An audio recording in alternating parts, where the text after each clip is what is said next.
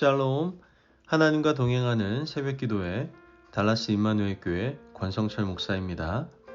오늘도 하나님과 동행하며 풍성함을 누리시는 저와 여러분이 되시길 주님의 이름으로 축복합니다.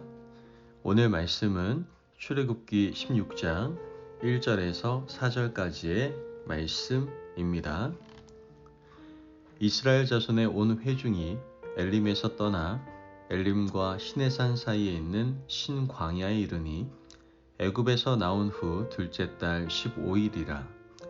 이스라엘 자손 온 회중이 그 광야에서 모세와 아론을 원망하여 이스라엘 자손이 그들에게 이르되 우리가 애굽 땅에서 고기 가마 곁에 앉아 있던 때와 떡을 배불리 먹던 때에 여호와의 손에 죽었더라면 좋았을 것을 너희가 이 광야로 우리를 인도해 내어 이 온 회중이 줄여 죽게 하는도다.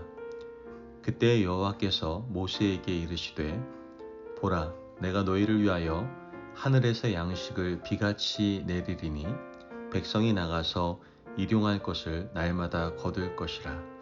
이같이 하여 그들이 내 율법을 준행하나 아니하나 내가 시험하리라. 아멘. 하나님의 말씀입니다.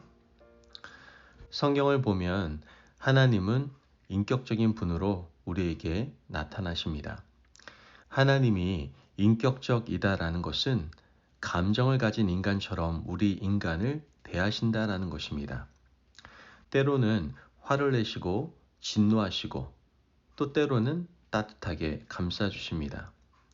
그 중에 가장 많이 나타나는 인격적인 표현은 바로 들으시는 하나님입니다. 인간의 간구도 들으시고 탄원도 들으시며 하나님을 향한 원망과 불평도 들으시는 분이십니다. 오늘 우리가 읽은 본문의 시간적 배경은 이스라엘 백성들이 출애굽한 지 둘째 달 15일이 되던 때입니다. 이제 한 달이 지나서 두 번째 달에 15일이 된 겁니다. 45일이 지나자 이스라엘 백성들은 다시 원망하기 시작합니다. 앞서 말씀드린 바와 같이 이것은 첫 번째 원망은 아닙니다. 첫 번째 원망은 15장에서 마실 물 때문에 원망을 했었죠. 그리고 이어서 두 번째 원망이 45일 만에 터져 나온 겁니다. 오늘 본문 2절 말씀을 보면 이스라엘 자손 온 회중이 그 광야에서 모세와 아론을 원망하여. 자, 이번에 이스라엘 백성들이 원망한 주된 내용은 무엇입니까? 바로 먹는 문제였습니다.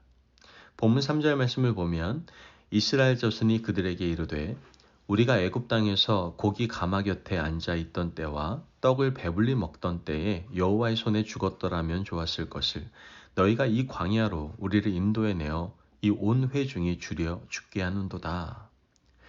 지금 배불리 먹지 못하는 문제 때문에 하나님을 그리고 모세와 아론을 원망하고 있는 겁니다. 이스라엘 백성들이 첫 번째 원망했을 때 하나님께서는 마라의 쓴물을 단물로 바꾸어 주셨습니다. 그리고 두 번째 원망했을 때 하나님은 어떻게 하십니까? 하나님은 원망의 근원을 해결해 주십니다.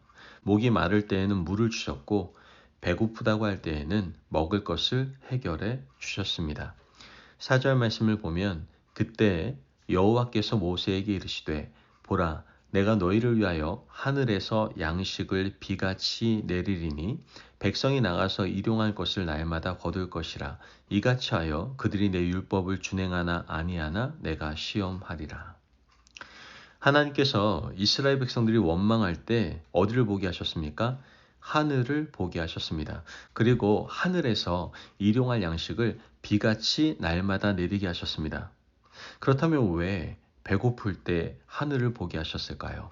그것도 왜 날마다 보게 하셨을까요?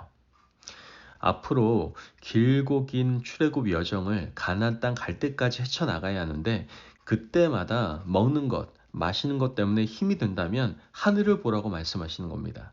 이 말은 하나님께서 이스라엘을 구원하시기 위해 이집트에서 건져내셨고 가나안 땅에 인도할 때까지 책임지시겠다라는 말씀입니다. 여러분, 우리가 이 땅을 살아가면서 먹고 사는 문제 때문에 막막할 때마다 어떻게 해야 될까요? 매일같이 하나님을 바라보시기 바랍니다. 물리적인 공간으로 하늘을 바라보는 것이 아니라 우리를 창조하신 하나님을 기억하라는 말인 것이죠. 우리를 창조하시고 이 땅에 살게 하신 하나님은 반드시 우리를 돌보아 주실 겁니다. 하늘을 볼 때마다 연약한 우리에게 그 확신을 허락해 주실 줄로 믿습니다. 이스라엘 백성들이 마시는 문제, 먹는 문제 때문에 원망했을 때 하나님은 그들의 원망을 즉시 해결해 주셨습니다. 그런데 오늘 말씀을 보면 4번이나 하나님이 그들의 원망을 들으셨다라고 말을 합니다. 7절에서 9절 말씀을 보면 7절 말씀에 원망함을 들으셨습니다 라고 나오고요. 8절에서도 너희가 원망하는 그 말을 들으셨습니다. 또한 9절 말씀에서도 여호와께서 너희의 원망함을 들으셨니라 라고 말씀을 합니다. 12절 말씀을 한번 볼까요? 12절 말씀에서도 마찬가지입니다. 내가 이스라엘 자손의 원망함을 들었노라. 여러분, 왜 이렇게 연속해서 4번이나 똑같은 말씀을 반복해서 하고 계실까요? 이것은요, 하나님의 경고입니다.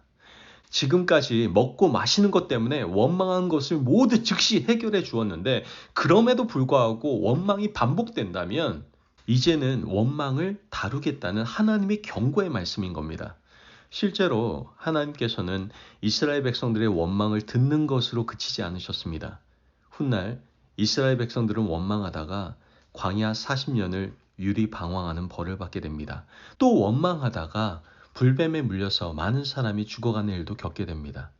여기서 이쯤 되었으면 원망을 그쳤어야 되는데 이스라엘 백성들은 원망의 임계점을 넘어서고 말았던 겁니다. 여러분, 오늘 우리에게도 하나님께서는 지속적으로 경고하고 계십니다. 지금까지 즉시 해결해 주신 하나님께서 앞으로 이어지는 원망은 반드시 다루겠다라고 말씀하고 계시는 겁니다.